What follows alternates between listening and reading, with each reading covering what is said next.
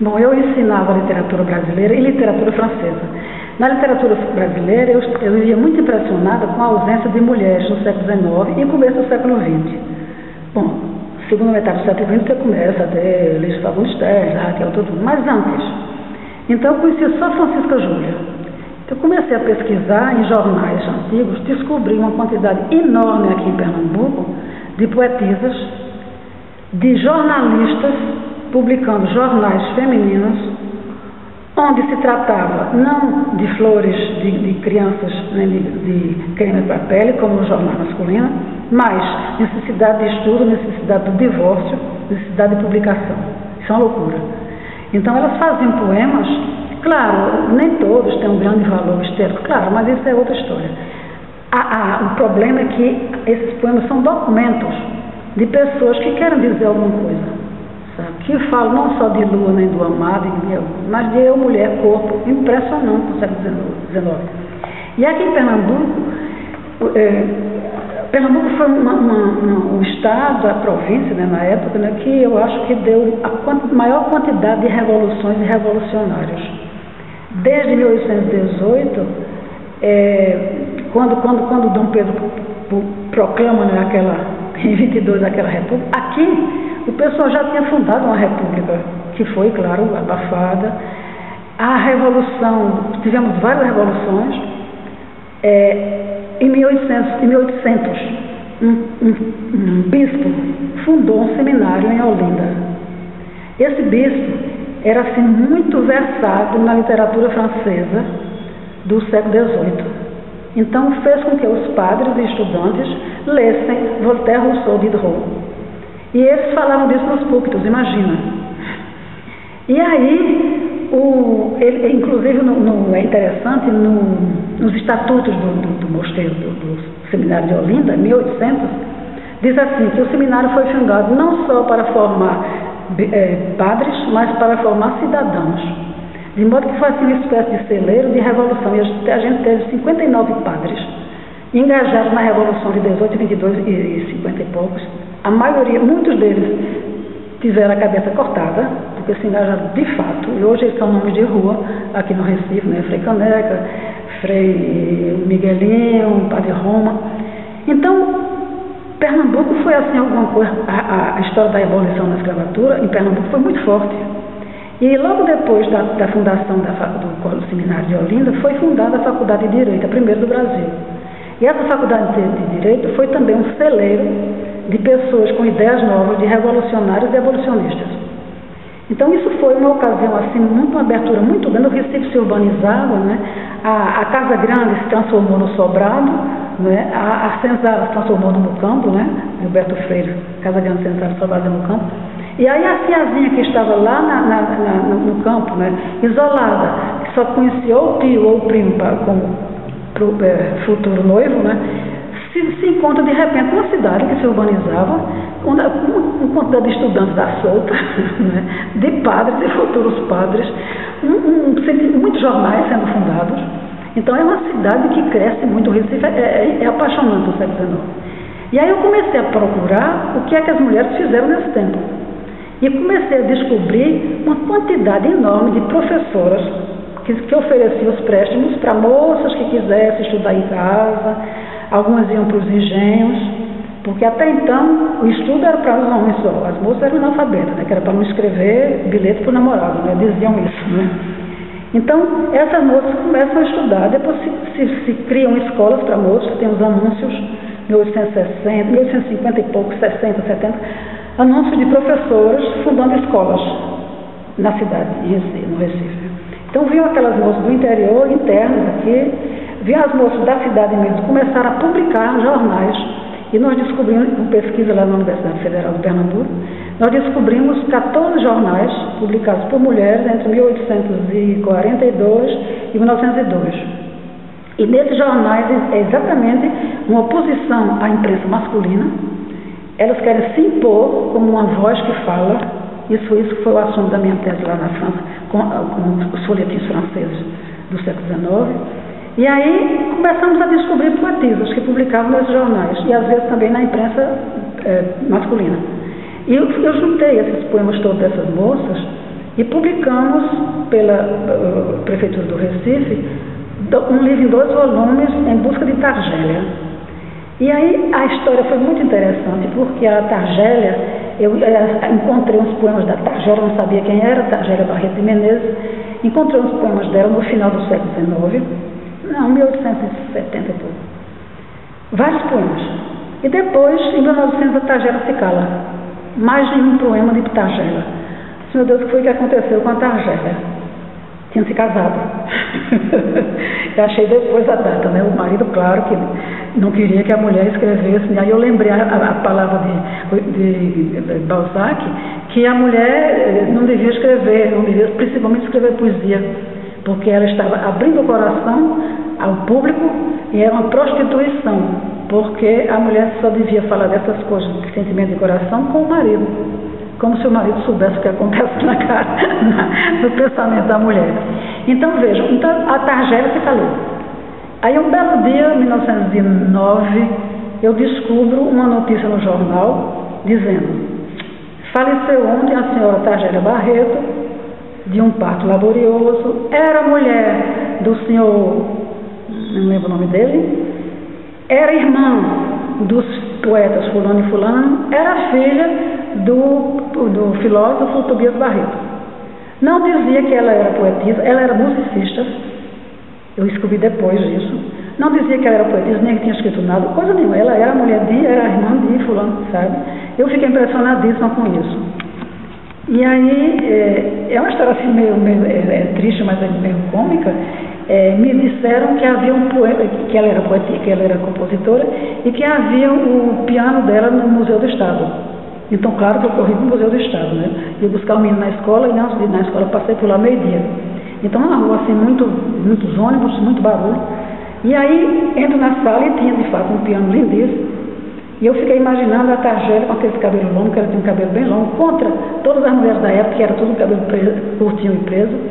Imaginei a Targélia sentada ali tocando, né? Tocando as variações do hino nacional, do Goldscholem, Carlos Gomes.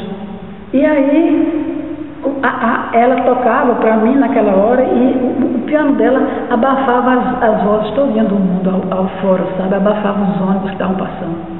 E eu fiquei muito comovida. E aí eu digo, eu tenho que escrever, eu tenho que recuperar essa poesia. Então publicamos esses livros, inclusive os poemas da Targélia, eu conto no livro, isso que se chama Em Busca de Targélia, que é exatamente em busca dessas mulheres cujas vozes foram abafadas, né? Então publicamos isso, que me deu muito prazer. Seria possível agora talvez juntar os 2 volumes, estão esgotadíssimos, né? E continuar um pouco no começo do século XX até os anos 20, né? Quando ainda existem algumas mulheres, mas depois já vem sufrágio e volta, e já é outra história, sabe? Mas esses jornais das mulheres são muito interessantes porque elas se engajam em todas as lutas da época, inclusive a abolição. Quando em 1988 se comemorou a abolição, o centenário da abolição, foram publicados vários jornais aqui em Pernambuco, abolicionistas, facsimilados, e não publicaram o Jornal das Mulheres. Eles tinham 2 jornais abolicionistas. E aí eu procurei as pessoas que publicaram isso. E a Jornal das Mulheres? Isso não tem importância, meu Deus. Então eu fiz um levante, escrevi um livro sobre abolição, Mulheres e Abolição no Nordeste, que é exatamente recupera essa luta das mulheres, que era de uma coragem enorme. Primeiro, elas não tinham dinheiro para fazer as coisas, então elas faziam festas, vendiam as joias. Tem a história da dona Legarinha, que era a esposa do Zé Mariano, que era uma abolicionista, que vendeu todas as joias para libertar escravos. E aí elas libertaram, assim, em 4 anos, eu achei no jornal, elas libertaram 300 escravos. Isso depois do ventre livre e depois do tráfico dos velhos e das crianças. Quer dizer, era caríssimo um escravo entre 84 e 88. E elas libertaram 300 escravos numa noite, faziam festas. Então, um movimento muito bonito. E 2 jornais, exatamente falando da necessidade de unir a abolição da escravatura com a abolição dos brancos. A República precisa aparecer. Isso é 1884. Se a gente vai liberar os escravos, então os brancos escravos têm também que ter sua liberdade. Então, mete o pau na imperatriz em Dom Pedro e todo mundo. Muito político, muito engraçado, muito interessante, sabe? Bom, ao mesmo tempo existe toda uma luta pela, como é que eu diria, pelo estudo universitário. Então você tem a Faculdade de Direito, que já tinha mais de 50 anos, nunca tinha tido uma moça. Então em 1887, 3 moças entram no curso, terminam brilhantemente, mas querem advogar, mas é negado o direito de advogar porque eram mulheres. Aí elas, uma se casou com um professor, outra se casou com um dentista e pronto. No ano seguinte, termina o curso uma moça chamada Maria Augusta Freire de Vasconcelos. Então, Maria Augusta começou o curso de Direito com 16 anos, terminou com 18, foi oradora da turma, laureada.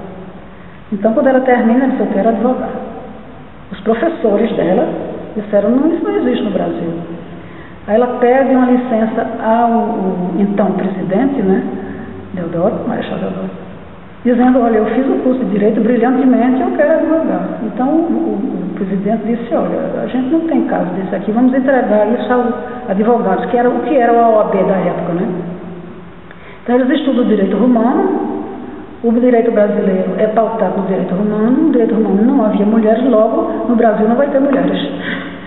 E a Maria Augusta desiste, aí ela se torna jornalista, escreve poesia, faz um bom trabalho, professora, mas não advoga. Então havia alguma coisa assim, e é interessante porque durante muito tempo nos jornais ela advoga a própria causa de uma inteligência, de uma lucidez impressionante, mas não houve jeito, sabe? Mesma coisa quase aconteceu com a primeira médica, que era daqui também, Maria Amália Cavalcante, Maria Amélia. Então ela conseguiu uma bolsa e começou a clinicar, mas havia muito pouca mulher que tinha coragem de ir para ela, porque achavam que uma mulher não dava conta de fazer o trabalho de um homem. Então houve uma oposição grande, sabe? Quer dizer, havia ao mesmo tempo uma oposição por parte dos homens e por parte das mulheres, era uma coisa muito séria. E essa Maria Amélia, ela foi poetisa também, escreveu uma tese muito interessante sobre o eritema não sei o que eu não entendo direito, na Faculdade de Medicina da Bahia. Depois, nessa mesma época, uma moça pediu uma bolsa de estudo para estudar nos Estados Unidos medicina, porque havia essa Faculdade de Medicina na Bahia e era proibida bolsas. Então, essa moça aqui, Maria Augusta pede uma bolsa para estudar e há uma celeuma muito grande na Assembleia dos Deputados aqui, porque um deputado disse 2 coisas: se a gente der uma bolsa para uma moça estudar medicina nos Estados Unidos, vamos jogar dinheiro fora, porque ela nunca vai dar conta. E o segundo, as mulheres têm um cérebro mole. e outra coisa, ter um cérebro mole com menos circunvoluções que o dos homens. Não sei onde eles acharam isso. Então essa moça vai para os Estados Unidos, mas infelizmente eu acho que devia ser porque a bolsa era muito pouca. O Tobias Barreto, o pai de Tagera, que conseguiu a bolsa para ela. A bolsa devia ser pouca, ela ficou tuberculosa, mas nos Estados Unidos, ela com a outra bolsa pernambucana também, publicaram um jornal chamado A Mulher. Teve 2 números nos Estados Unidos e 2 números aqui, um em Pernambuco, não, 2 aqui em Pernambuco. E a gente encontramos esses jornais e é impressionante a visão dessas bolsas em 1880 e pouco, 1890, 1891, da necessidade de que o Brasil se transformasse num país como as mulheres também, sabe? Então, assim, uma metade da nação brasileira é mulher. Então a gente não pode deixar de dar essa contribuição à nação. E essa Maria Augusta, ela escreve no jornal A Mulher que o Brasil precisava de ir para o interior, plantar. Imagina, plantar naquele tempo era para escravo, não era para ninguém da cidade, e plantar, sabe? Uma visão assim da agricultura impressionante. Então essas coisas todinhas, a gente andou publicando por aí umas coisas, e é uma aventura, sabe? Que eu acho que me influenciou muito também nessa busca, nesses achados, né? De fazer com que nos meus romances os principais personagens são mulheres.